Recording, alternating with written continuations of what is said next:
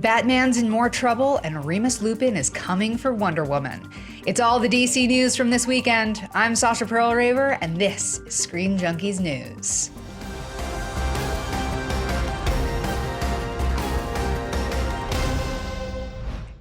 Hey guys, we've got good news. We've got bad news.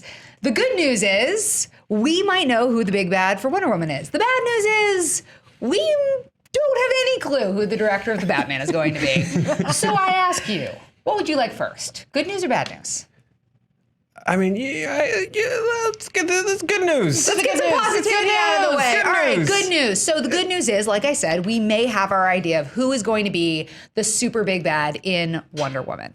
There have been reports that David Thewlis, the star of Harry Potter, is going to be coming into the series. Now, originally he played the good guy, Remus Lupin, but in this he will be putting on the black, godly armor of Ares, the god of war, and the character will be presented as a mix of CGI and practical effects. Joe Starr, you seemed very excited to talk good news. I turn to you, sir. Yeah, so, old David Thewlis is, he's a great actor. He's been working for ages. I think I have Ares, the god of war from the God of War video games sort of in my head as default God of War. So I'm having a hard time making this one fit, but David Thewlis he's a great actor, and especially if it's a mix of like CGI, like mocap and voice, I think it can be a cool mix. I'm kind of excited because when we talked about this before, we were talking about Danny Houston, and I recognized that David Thewlis was in it, and I was like, maybe he's the bad guy. What do you think, Danielle?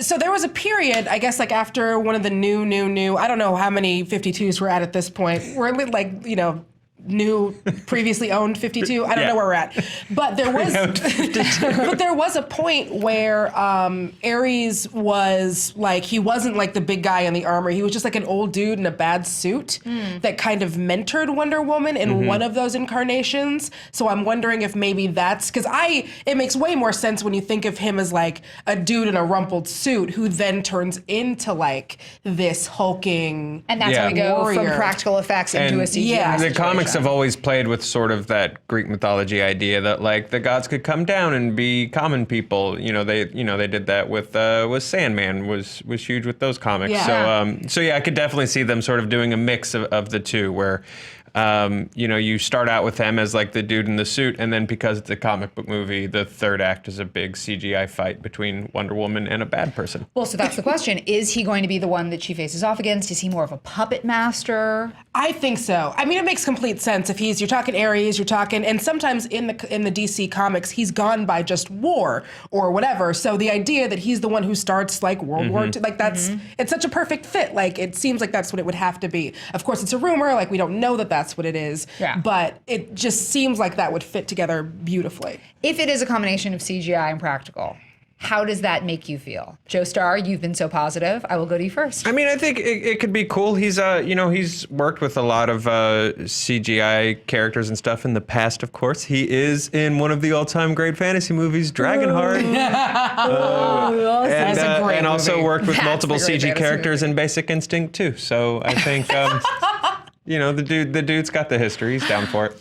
What do you think, Danielle? I think it would be cool. I don't want to see another thing where it's someone battling like a huge, like I like, and the fact that it is going to be this actor gives me a lot of confidence that they're going to keep it. It's not going to be that he suddenly just turns into this like hulking monster without a brain or anything like that. I like my villain fights to like not just be superhero goes against some big, huge, brainless thing. Right. I feel like we've seen that enough. Yeah. So if they can keep, that inner stuff, they can keep the thing of that actor, and it isn't just like, he transforms into this huge thing and suddenly he's no longer thinking or talking or anything. He's just big and you just hit him with a sword. Right. I think it could be cool.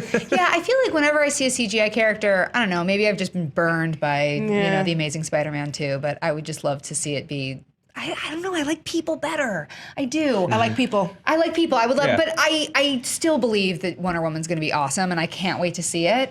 What we will definitely have to wait to see is the Batman. because much like Flash, we cannot get a director to latch on to this thing. So we lost Ben Affleck. There was talk that Mat Reeves was going to be taking over. Mat Reeves then, of course, dropped out. So we don't really have anybody at this point. There are different people who are in the mix. They're talking about Ridley Scott. They're talking about Fede Alvarez, who did Don't Breathe, which is a very interesting way to take this. But there still is no explanation as to why talks with Matt Reeves broke down and what is going on. I have a theory. My theory is that Warner Brothers has one vision. They're like, this is what you're going to do, and no one is willing to bend over. And Ben Affleck was like, I have something that I want to do. And then Matt Reeves was like, I have something I want to do. And they're like, there's a party line. You need to toe it. Yeah. And they're looking for somebody who will toe that party line. Yeah, Danielle? I think Sorry, Joe. Yeah, there's this combination of like party line there, and I think a lot of the grumbling has been they go, yes, you have freedom, and then come in at the 11th hour and just party line that vision. Yeah. Right. Yeah. Well, that's also, I mean, Marvel does the same thing. It just seems like they're more able to get kind of people to come on board and do They're that. just a lot more upfront about it. Yeah. Kevin Feige's like, you're going to make my movie, and then I'm going to give you $1 zillion. But also, they choose people who are at the very start of their careers. Yeah. Like, Jon Favreau hadn't made a name for himself. It wasn't like they were like, we need that dude who made. They were like, oh, let's give the guy who made Zathura another chance. And then he blew it out with Iron Man and set the tone for what we expect now from Marvel. But they're not doing that. They're going to people who are very established. Ridley Scott isn't going to be like, yes, I will do whatever you say. Right. Great. Yeah. No. What are you thinking, Danielle? No, I agree with you. I think that that's exactly what it is. And I think that now if you're going to sign on to do a superhero movie, just like don't listen to them when they tell you that they're not going to be the ones in charge. Because essentially, it's the same as making a television show. You have a showrunner and you're going to have your episode, but they have to make sure it fits into their season. Yeah. And so if you're going to be one of these people who signs on to one of these properties, we all have a Batman story we want to tell. Everyone's been, and I can see how that would be hard because you grow up and you're like, Batman's cool. We all have a Batman story. And then you get there and they're like, no, you're going to tell my Batman story. And it's like, but I had a thing. I want to be... I really want the Danielle Radford Batman story so But my red triangle gang prequel. I want to know where those clowns came from.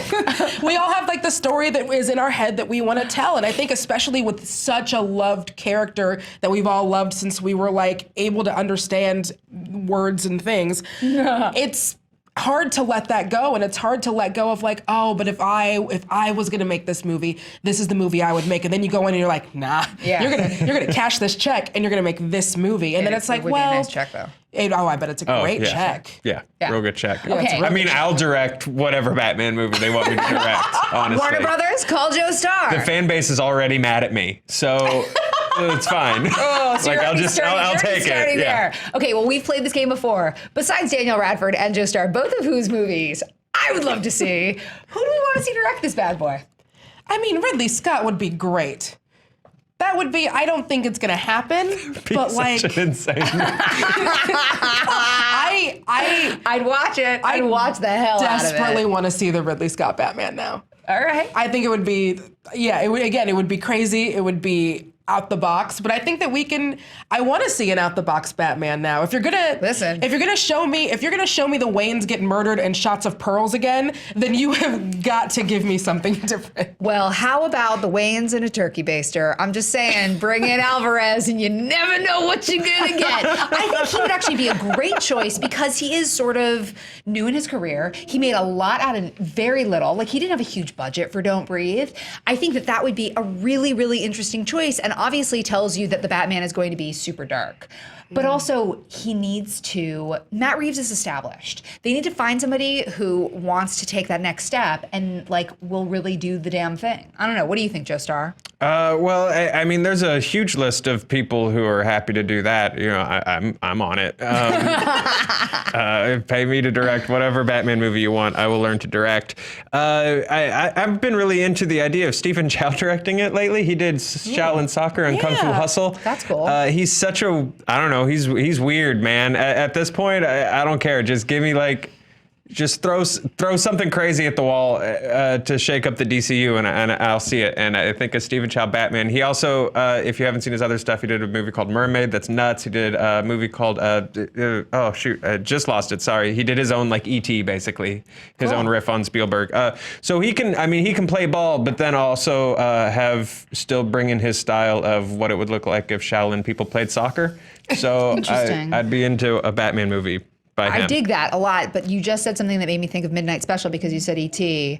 What about a Jeff Nichols the Batman? I'd watch that.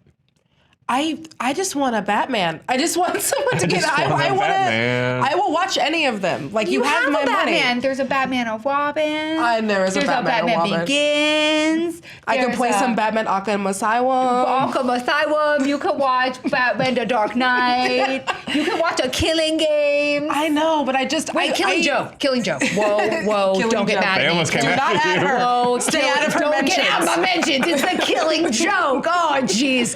Okay, before I get myself into any more trouble, and let me just say to anybody who wants to comment, we want both of these movies to be good. We are just speculating because it's fun to speculate. And we want you to speculate. Let us know who you would like to see direct the Batman. Let us know how you feel about a CGI Ares. You can always comment below. You can tweet us at SJ News. Make sure to like and subscribe. And we'll be back with more Screen Junkies news soon.